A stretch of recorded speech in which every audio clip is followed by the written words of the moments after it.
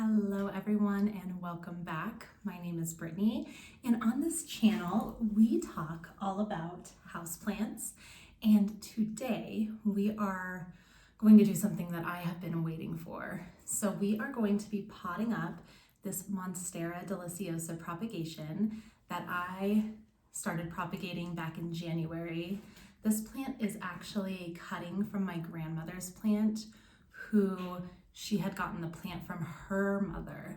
So this decades old Monstera deliciosa propagation is going into soil today. So if you are interested in plants, interested in propagating plants, stick around and let's talk potting up propagations.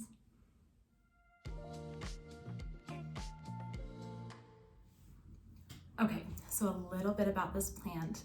This is a Monstera deliciosa, otherwise known as a Swiss cheese plant. And I received this cutting back in January and it is now May. So it has been propagating in just water and a little bit of rooting hormone, a little bit of liquid fertilizer every once in a while for 4 months. And it is going to go into soil today. It is currently pushing a new leaf that is unfurling, and typically I would not mess with plants when they are pushing new leaves, but this guy has been super healthy, super happy, so I think it's going to be okay. So I did just receive in the mail these little pots. They are clear pots. There is 4-inch, 5-inch, and 6-inch.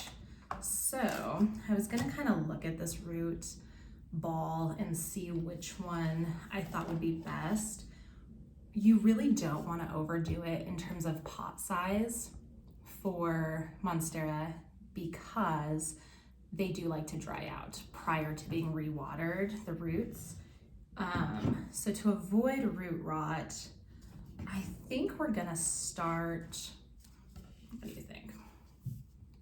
The 4-inch. I think we're gonna start with the 4-inch and we can always repot as we go. So you can see here, this is the root ball that's going to get buried. This higher set of roots, sorry, I just saw a fungus gnat. This higher set of roots are called aerial roots, and they are not going to go down in the soil. So really this is the root system that will be getting planted. So I think this 4-inch pot is going to be totally fine. So let me grab some soil. I will show you the soil mix that I will be using for this Monstera, and then we'll talk a little bit about planting this up, staking it, and a couple fun facts about Monstera deliciosa. Okay, so I did back you guys up just a little bit so you could kind of see what is going on here. I did decide on the 4-inch pot. So I made the soil mix up, and when I say soil, it's actually minimal parts soil.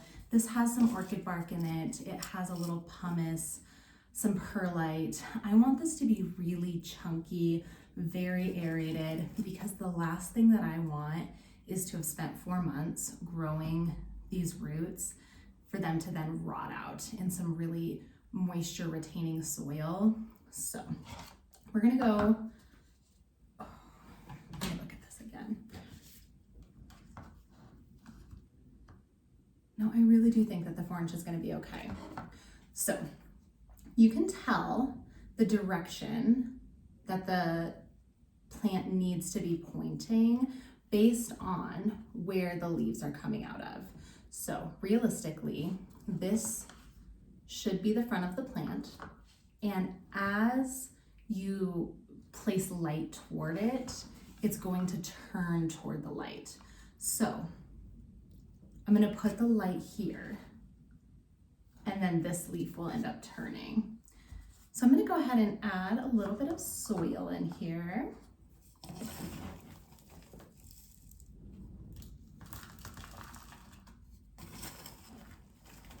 And then the biggie, because this is a fairly small pot for this fairly large plant, I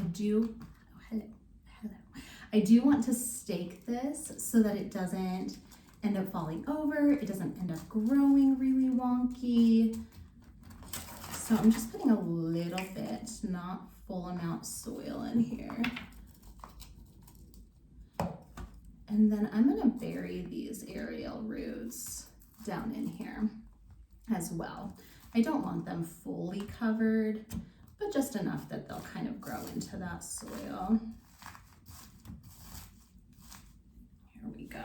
And then I do have these kind of hardy bamboo stakes that I've used for some other plants in the past. And I'm gonna find like a thick one. Let's see. Here we go. Just like this. And then this is what I will use to stake this. This large leaf will get staked to this. Yes.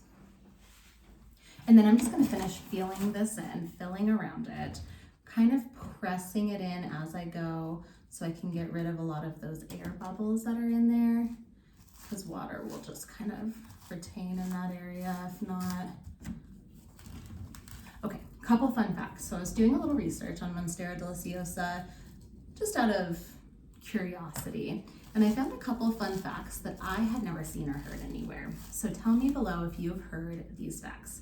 The first one that I thought was really interesting is that we know the Monstera deliciosa as the Swiss cheese plant, but it also, in a lot of places, is called the fruit salad plant because the fruit that it's able to produce apparently tastes like fruit salad.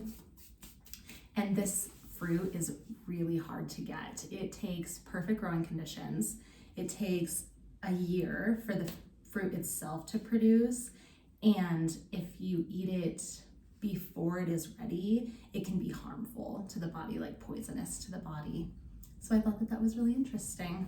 So fun fact about the Monstera deliciosa / fruit salad plant.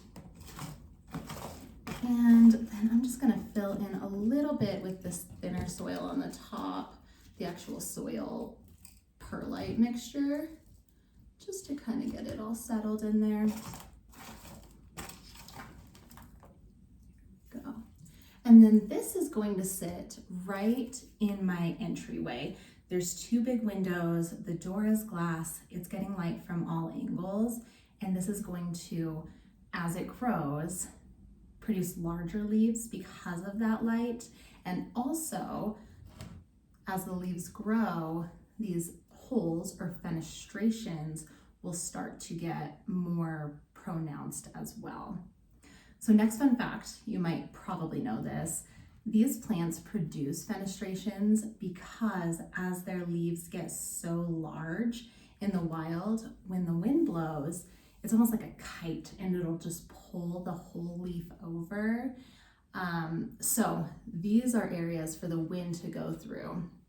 And living in Wyoming, where it is the windy state, we have wind all the time. It's 40-mile-an-hour winds outside right now.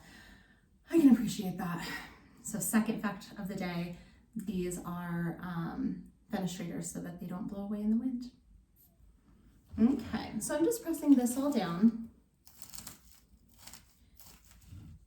And then I'm gonna go ahead and tie this to a stake here. There we go.